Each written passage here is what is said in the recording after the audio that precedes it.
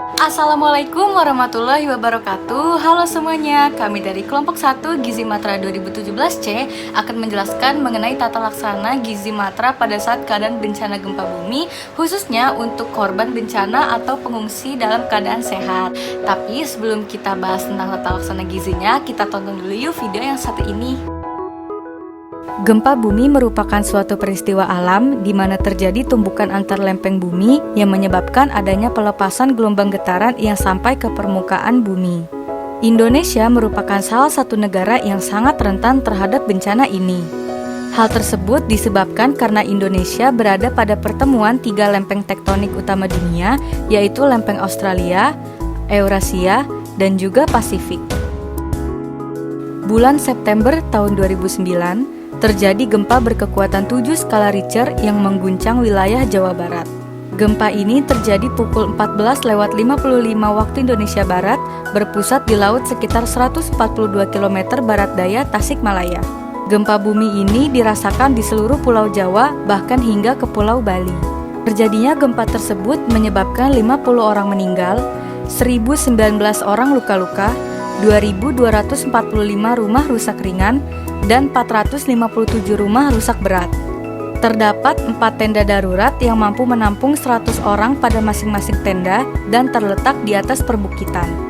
Tenda tersebut diprioritaskan untuk kelompok rawan seperti ibu hamil, bayi dan balita, ibu menyusui, lansia, serta anak gizi kurang atau gizi buruk.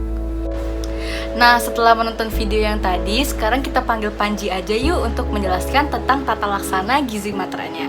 Panji, silahkan.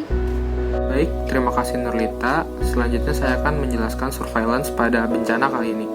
Jadi, pada fase pertama tahap penyelamatan awal, yaitu 5 hari pertama, kami mendata jumlah pengungsi sebanyak 3.387 orang dengan jenis kelamin terbanyak adalah perempuan, yaitu 2.319 orang, dengan golongan umur terbanyak yaitu 40-55 tahun. Selain itu, terdapat juga ibu hamil sebanyak 11 orang, bayi sebanyak 23 orang, balita sebanyak 47 orang, ibu menyusui sebanyak 21 orang, lansia sebanyak 17 orang, dan balita gizi kurang sebanyak 3 orang. Pada fase pertama ini, kami menyelenggarakan dapur umum dengan tujuan memberikan makanan secara cepat kepada korban agar tidak kelaparan. Lalu, pada fase kedua di mana pengungsi sudah lebih dari 5 hari di tempat pengungsian, kami melakukan pendataan ulang dan menemukan adanya peningkatan jumlah kematian sebanyak 4 orang yang terdiri dari 2 orang lansia dan 2 orang yang luka-luka. Oleh karena itu, data terakhir yang kami peroleh adalah sebagai berikut. Jumlah korban meninggal dunia bertambah dari 50 orang menjadi 54 orang.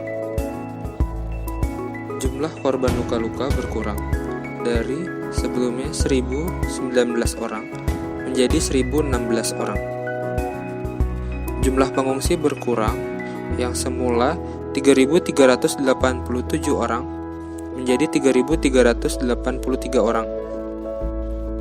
Ibu hamil 11 orang, bayi 23 orang, balita sebanyak 47 orang, ibu menyusui 21 orang, lansia berkurang dari 17 orang menjadi 15 orang, balita dengan gizi kurang 3 orang. Selain melakukan pendataan kembali, kami mengumpulkan dan mengolah data-data dasar status gizi sebagai acuan untuk melakukan intervensi. Data yang dikumpulkan adalah antropometri yang meliputi berat badan, tinggi badan, dan umur.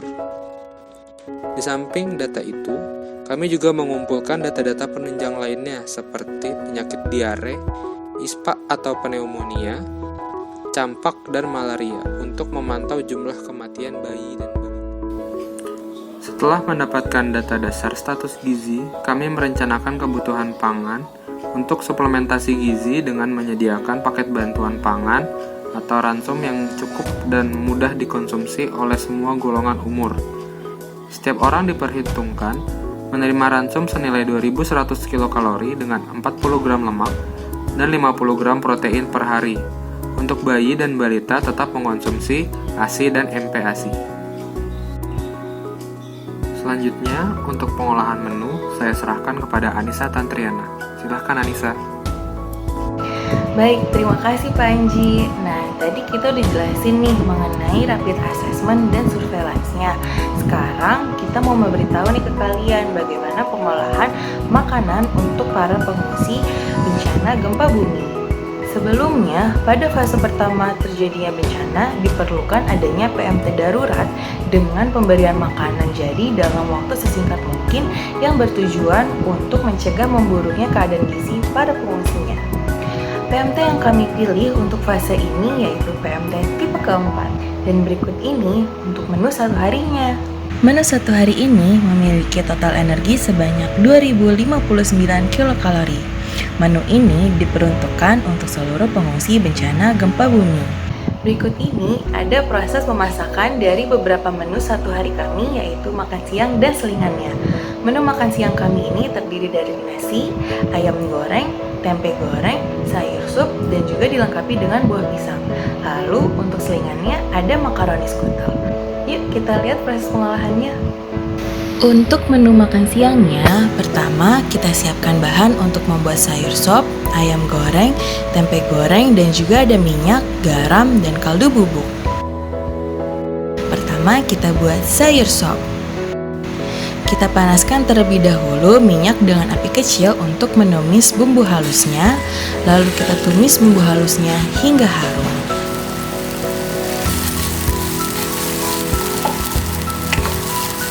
Setelah itu, tuangkan air secukupnya. Lalu kita masukkan wortel, kol,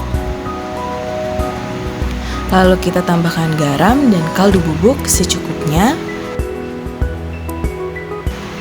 Lalu kita tambahkan daun bawang, lalu kita tunggu hingga masak dan matang. Lalu yang kedua ada ayam goreng. Pertama kita panaskan minyak dengan api kecil, lalu kita tumis bumbu kuningnya. Setelah harum, tuangkan air secukupnya. Lalu kita masukkan daging ayam, tambahkan garam dan kaldu bubuk. Lalu kita tunggu hingga asat. Setelah asat, kita tiriskan ayamnya.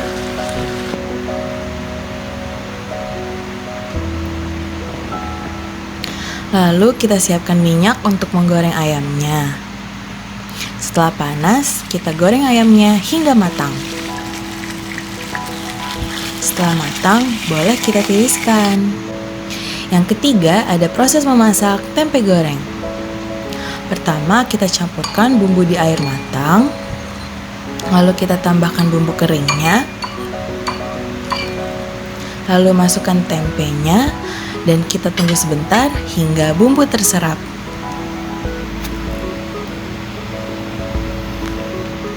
Setelah itu kita siapkan minyak untuk menggoreng tempenya.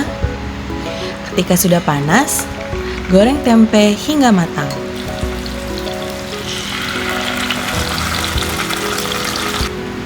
Setelah matang, tiriskan tempe.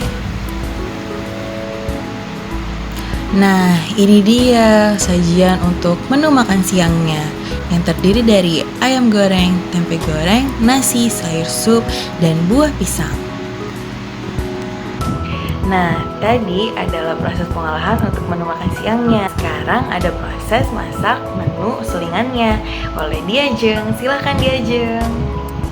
Halo, aku Diajeng. Pada kesempatan kali ini, aku menunjukin ke kalian salah satu menu yang bisa digunakan sebagai makan selingan para pengungsi bencana gempa bumi. Nah, pada kesempatan kali ini, makanan selingan yang aku gunakan adalah makaroni skutel. Pertama-tama, kita siapkan bahannya terlebih dahulu ya. Ada bumbu yang terdiri dari bawang merah, bawang putih, bombay, susu, daging ayam giling, makaroni, mentega, keju, dan gula pasir. Pertama-tama, kita rebus dulu makaroninya hingga matang ya. Selanjutnya, kita panaskan mentega di wajan yang sudah panas. Setelah menteganya meleleh, kita masukkan bumbu-bumbu seperti bawang putih, bawang merah, dan bombay ke dalam wajan. Lalu, kita tumis hingga harum. Selanjutnya kita masukkan daging ayam cincangnya. Tumis hingga matang ya. Setelah ayamnya matang, Sekarang kita masukkan bumbu-bumbu, garam, gula, lada, dan lain-lain. Setelah itu, masukkan susunya. Aduk hingga rata ya. Yap, tahap selanjutnya adalah masukkan makaroni yang sudah matang dan campurkan secara merata. Wow, adonan makaroni skutelnya udah jadi nih. Selanjutnya, adonan yang udah jadi kita masukkan ke wadah aluminium foil. Sebentar lagi jadi nih. Sekarang kita masukkan kejunya sebagai topping di atasnya. Ditata dengan rapi aja ya. Pasti enak banget nih. Selanjutnya, makaroni skutelnya dimasukkan ke kukusan, dikukus 45-60 menit. Setelah 60 menit, wow, udah matang nih. Yummy, makaroni skutelnya sudah jadi. Gimana teman-teman? Gampang kan cara masak makaroni skutelnya? Oke teman-teman, jadi itulah penjelasan penata laksanaan gizi pada bencana gempa bumi untuk orang dewasa yang sehat. Mulai dari rapid assessment, surveillance gizi, sampai ke pembuatan menu. Semoga teman-teman bisa mengerti apa isi video ini. Semoga bermanfaat dan informatif, dan teman-teman enjoy nontonnya. Kalau teman-teman suka dan berkenan, silahkan tinggalkan like di video ini. Kalau ada kritik dan masukan atau saran, bisa komen di bawah. Dan terima kasih sudah menonton. Sampai jumpa.